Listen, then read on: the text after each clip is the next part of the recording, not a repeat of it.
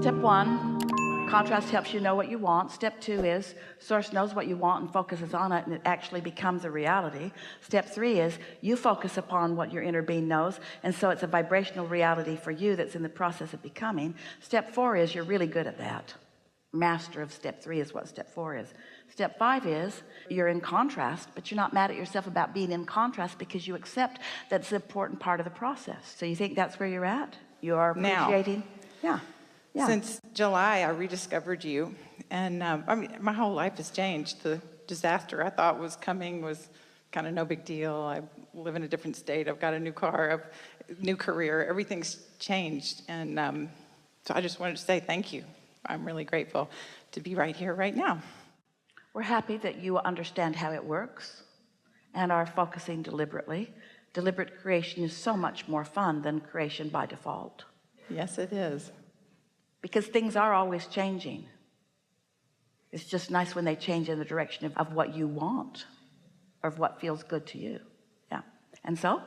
My question is, really following on from the last person, I have a fascination with people who have made their transition into non-physical and then come back. Why? Well, you have a fascination with people who have made their way into non-physical because they have a fascination with you. All that is non-physically focused is really interested in what you've got going on, but interested in where you're going, not so much where you are. But your question was a little different than that. You're talking about them actually coming back, but we want to soften that hard rule belief that you've got going, that you're physical, non-physical, physical, non-physical, physical, non-physical, because it really isn't that way. You're always non-physical and sometimes focused here, and all of them are the same. But when you say focused here, you mean that they've been born into a new body. And if you think of it as a stream of consciousness, in other words, the inner being that is you is focused in many humans at the same time. You come in sort of clusters. We sometimes hear people say, well, I was born in 1957 and this person died right before I was born, so I think I'm him. And we say, he didn't have to die for you to get him. Energy is energy, and focus is focus, and attraction is attraction, and it's not like that. It's not a clump of non-physical energy assigned to a clump of flesh. It's not like that. Not exactly where I was going, but my question is, people who have made their transition have had this experience of the fullness of source, and they bring it back with them and their whole life changes. And my question is... Wait, say more. My question is... No, before you go there, what do you mean? Well, when people have that, they call it a near-death experience, and they have that experience. So you're talking about those who seem to have transitioned, but they didn't really leave their body. And so when they return back into consciousness, they have a greater sense of the big picture? Yes, they have an experience of source. You're talking about what humans call near-death, not what humans call death. Right. Well, they seem to go over there and come back. Yeah. And they come back with the memory of that unconditional love. And that, is it possible to have that experience without croaking is my question. Oh yeah, that's what we talk about all day, every day. That's how your inner being feels. You don't have to croak, and you don't have to have a near-death experience to do that. I mean, to have that really full, visceral experience. What that's about for someone who has that experience is that they've lived some contrast, usually quite a bit. And they've put a whole lot of requests into their vortex. Requests that their patterns and habits of thought are not accommodating. So they know what they don't want, they know what they do want, but they don't line up with that. So they know what they don't want, they know what they do want, but they still don't line up with it. So they know what they don't want, and they know what they do want, and they still don't line up with it. So they know what they don't want, and they know what they do want, and they still don't line up with it. So now they've got this powerful calling. And then in a moment of no resistance, that calling is answered, and they find the clarity of the alignment that they are craving so much. This is a big conversation. Let's have it. Let's talk about actually releasing the focus in this physical body and re-emerging into non-physical. What's that about? Well, you've been listening to us even here today talking about how life causes you to identify what you want, and there is a path of least resistance to what you want. And sometimes with a lot of desire, The path of least resistance to what this consciousness wants is a releasing of physical and a re-emerging into non-physical. And it's so delightful. Now humans who are left behind call that a tragedy.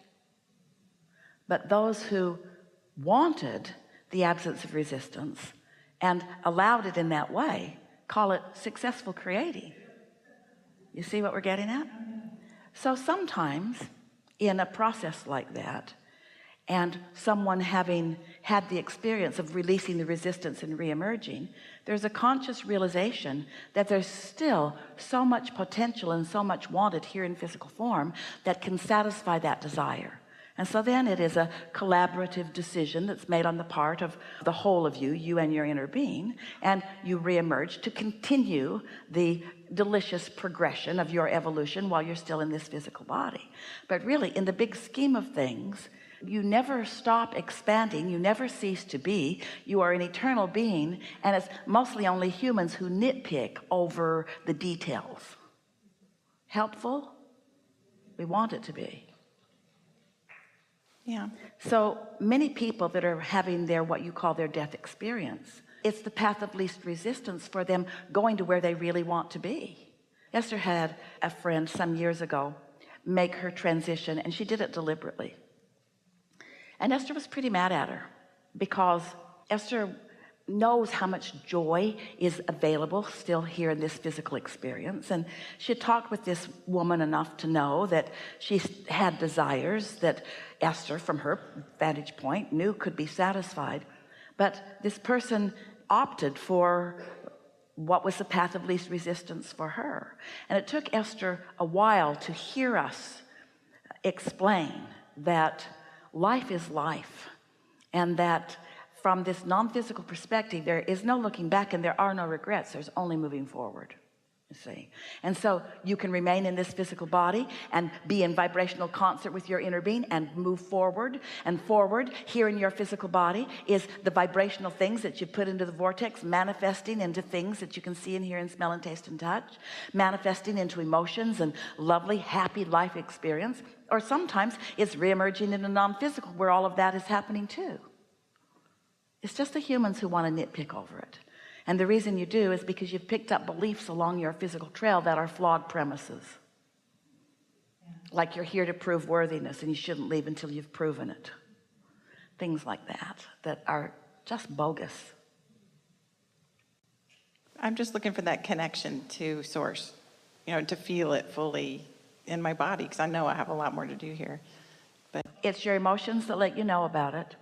When we began talking about this feeling of satisfaction, because we know that from satisfaction the momentum increases until you get all of that ecstasy and passion that you're describing here that you want. Esther sat for a whole afternoon one day after a recent discussion about satisfaction, asking herself to recall moments in time when she knew for sure she was feeling unequivocal satisfaction. She wanted to identify that state of being and focus on it till she had isolated it for sure. So the first thought that flowed into her mind when she asked that question was during the 11 or 12 years that Jerry and Esther were running around the nation in these big monster buses, towing a car behind them, mostly staying in campgrounds and moving from city to city to have seminars like this. And Esther thought about those early mornings when they would get up, eager about the day, pull the rooms in on the bus, pull the cords and hoses in, stow everything so that it could withstand Esther's driving. And that feeling of pulling out of the campground onto the frontage road, onto the highway, and that feeling of adventure, that feeling of newness, that feeling of morning, that light-hearted feeling of anticipation of wonderful things. So as Esther recalled those moments, there were hundreds and hundreds and hundreds of them. She said, I know for sure that that is what satisfaction is.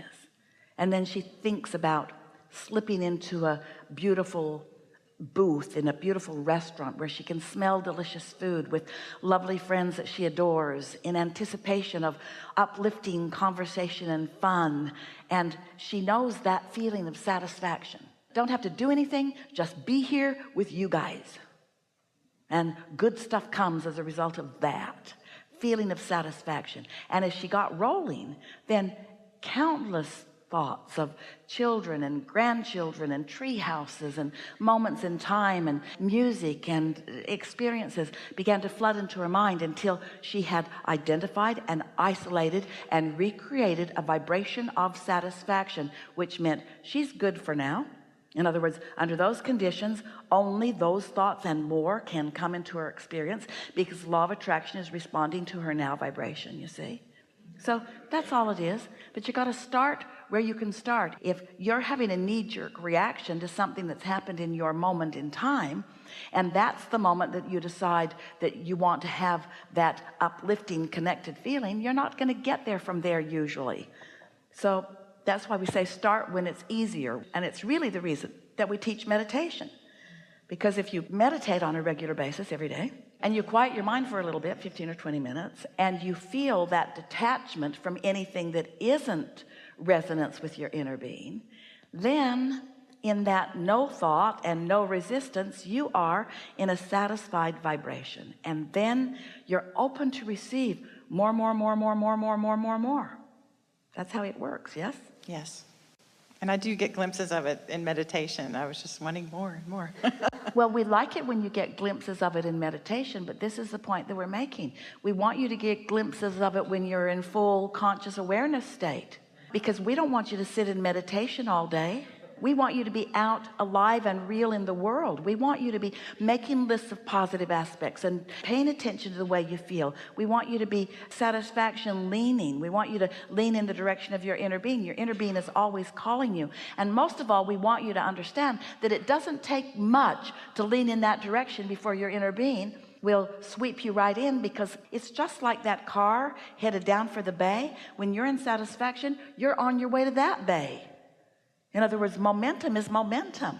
And when you set your momentum in motion toward who you really are, and then you begin romping with the fullness of all of that power and clarity, the energy that creates worlds is flowing through you, is your basis of attraction. But you got to be satisfied with satisfaction before you can feel ecstasy. If you want to jump from discouragement into ecstasy, you're not going to make that jump. You got to find your way to satisfaction, and then the jump is non-existent, really.